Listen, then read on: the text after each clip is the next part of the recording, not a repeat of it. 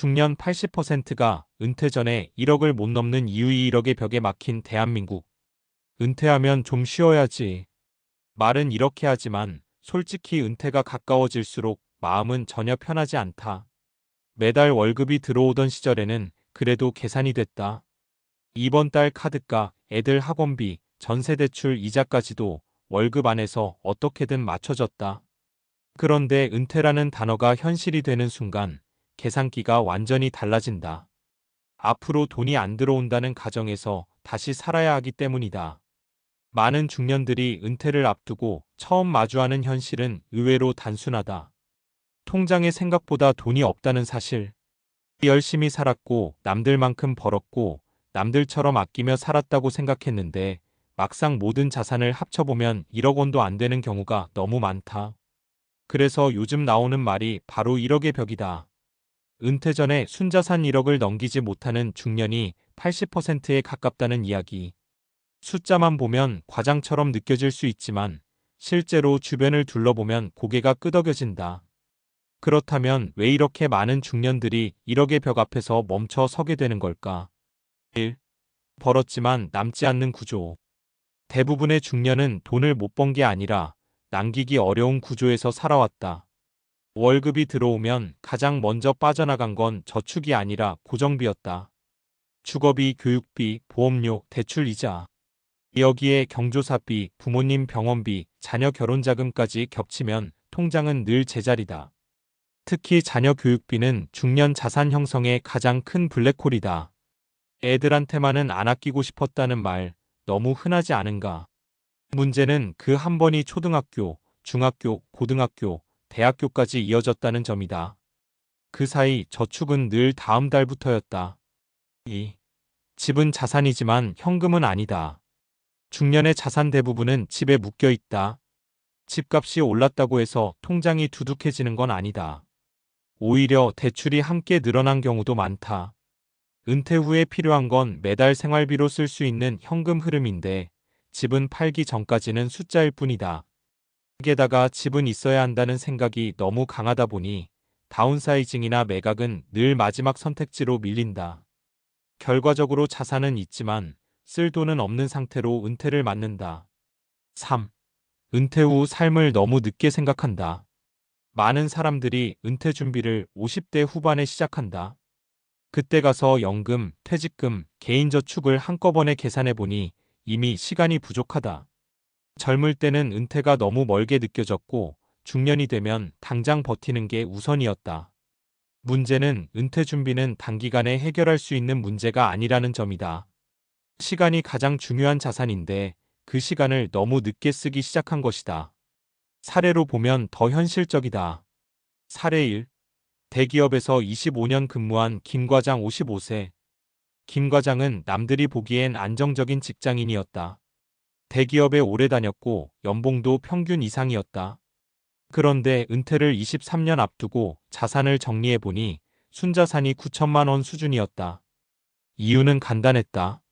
수도권 아파트 대출, 자녀 2명 대학 등록금, 각종 보험료. 퇴직금이 나오면 좀 나아질 거라 생각했지만 그마저도 생활비로 조금씩 쓰면 크게 남지 않는다는 걸 깨닫고 불안해졌다. 사례 2. 자영업 20년 차 이 사장 52세.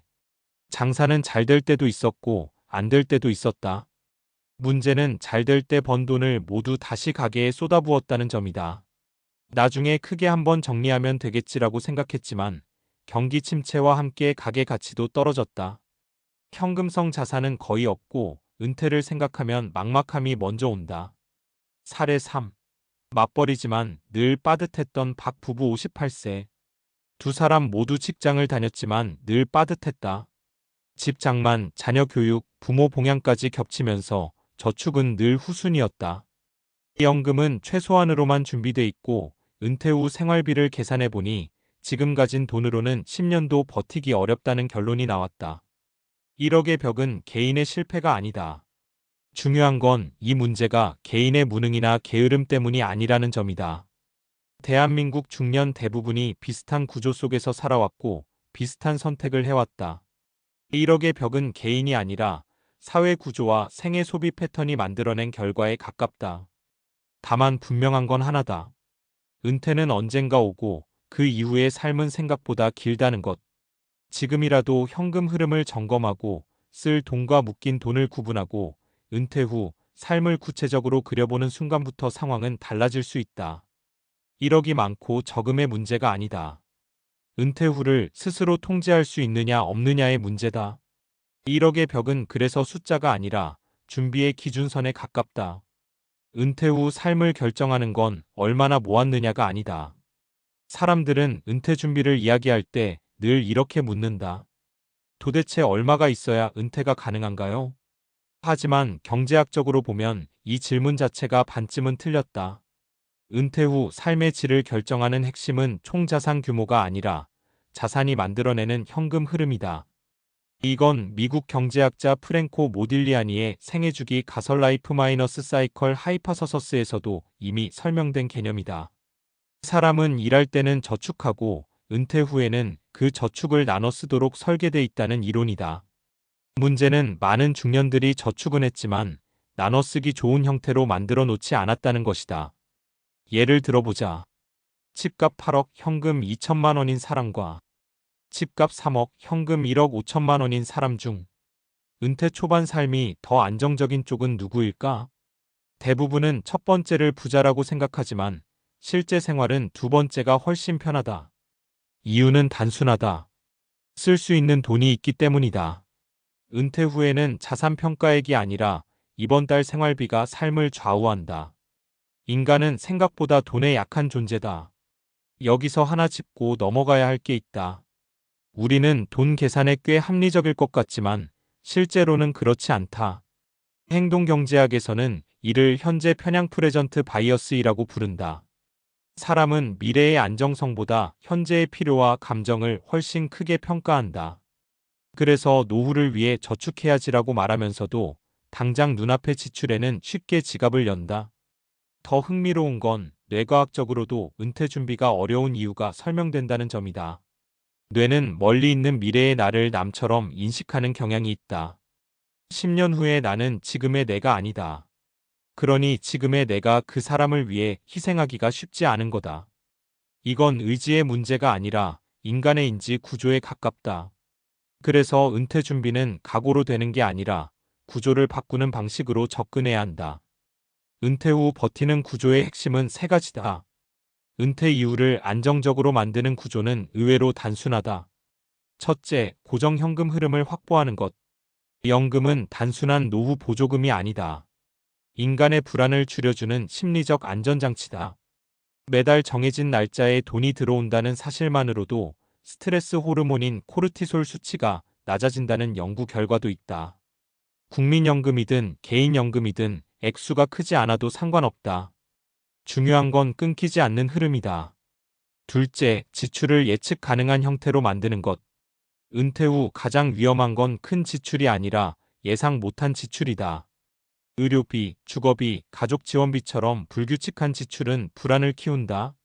그래서 은퇴 전에는 소비를 줄이는 것보다 소비 패턴을 단순화하는 연습이 더 중요하다. 셋째, 자산을 단계적으로 현금화할 수 있는 계획. 집을 언제, 어떻게, 어느 정도까지 활용할 것인지에 대한 계획이 없는 상태가 가장 위험하다. 언젠가 필요하면 팔지 뭐는 계획이 아니다. 은퇴 이후에는 판단력과 체력이 함께 떨어진다. 미리 정해놓지 않으면 결정을 미루다 기회를 놓치게 된다. 준비가 늦었다고 해서 끝난 건 아니다. 여기서 많은 중년들이 이렇게 말한다. 이제 와서 뭘 해도 늦은 거 아니냐고. 하지만 통계적으로 보면 은퇴 후 삶의 만족도는 은퇴 직전 510년의 선택에 따라 크게 달라진다. 노화과학에서는 이를 보상적 적응 컴펜서토리 애덕테이션이라고 부른다. 젊을 때 쌓지 못한 자산도 후반부의 구조를 바꾸면 일정 부분 보완이 가능하다는 개념이다. 완벽한 노후는 아니더라도 불안한 노후를 관리 가능한 노후로 바꾸는 건 충분히 가능하다. 결국 은퇴 준비는 돈의 문제가 아니라 결정의 문제에 가깝다. 지금까지는 버텨온 삶이었다면 앞으로는 관리하는 삶으로 바꿀 수 있느냐의 문제다.